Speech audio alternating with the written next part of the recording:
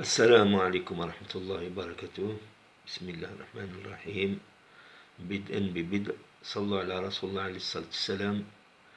هذا فيديو قالك وشاهد شاهد من أهلها. هذا عالم يهودي يتكلم عن الإسلام، يعني لا إله إلا الله محمد رسول الله. ما تنسوش أعطونا لايك والانخراط دعمونا بالانخراط، بارك الله فيكم. ونبداو الفيديو إن شاء الله يعجبكم.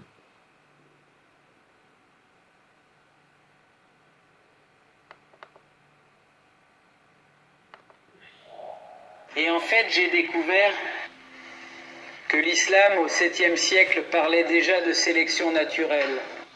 En arabe, le nom de Muhammad a de nombreux noms, mais l'un des plus importants est Mustapha. Mustapha en arabe signifie celui qui a été choisi. L'idée est que depuis l'époque d'Adam, le premier être humain, Dieu a sélectionné à chaque génération le meilleur de tous les descendants d'Adam. Il y a eu une sorte de sélection naturelle d'une génération à l'autre, jusqu'à ce qu'ils choisissent à la fin le meilleur des meilleurs des meilleurs, et c'est le prophète Mohammed. Et il l'a choisi pour lui donner sa parole, la parole exacte de Dieu. Et il l'a bien sûr choisi pour être le prophète qui apportera à l'humanité la plus belle de toutes les révélations, c'est l'islam.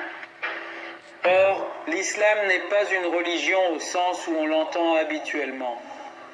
L'islam est une culture qui comprend tout. Pour l'islam, le monde entier est un seul État.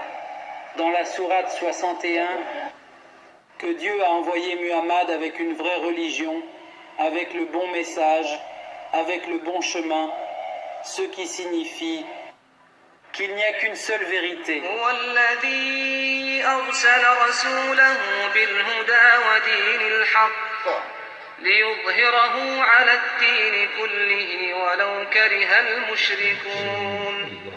Juifs et chrétiens qui sont appelés les gens du livre, et ils ont falsifié leur livre.